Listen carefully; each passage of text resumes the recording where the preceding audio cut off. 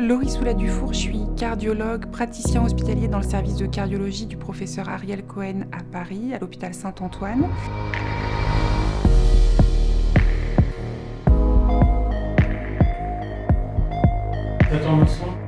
La thématique de recherche qui a été financée par la Fondation Cœur et Recherche s'appelle REMIFA. Il étudie le remodelage des cavités cardiaques dans l'insuffisance cardiaque aiguë selon la présence d'une fibrillation atriale.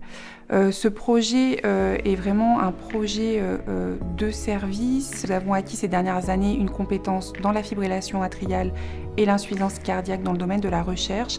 Et par ce projet, on va essayer vraiment de caractériser au mieux l'association de ces deux pathologies qui sont extrêmement fréquentes dans une population actuellement vieillissante. Alors, les enjeux scientifiques du projet REMIFA sont multiples. Tout d'abord, améliorer la compréhension du remodelage cardiaque dans l'insuffisance cardiaque aiguë selon la présence d'une fibrillation atriale.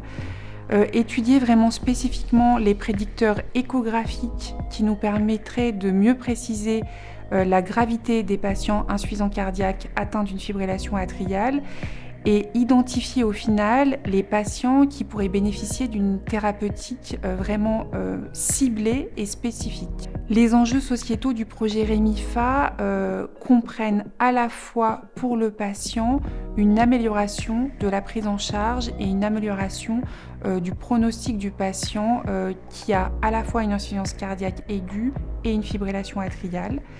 Améliorer le parcours de soins du patient insuffisant cardiaque et au final, du point de vue de la société en général, essayer vraiment de réduire les hospitalisations de ces patients atteints d'insuffisance cardiaque et de fibrillation atriale.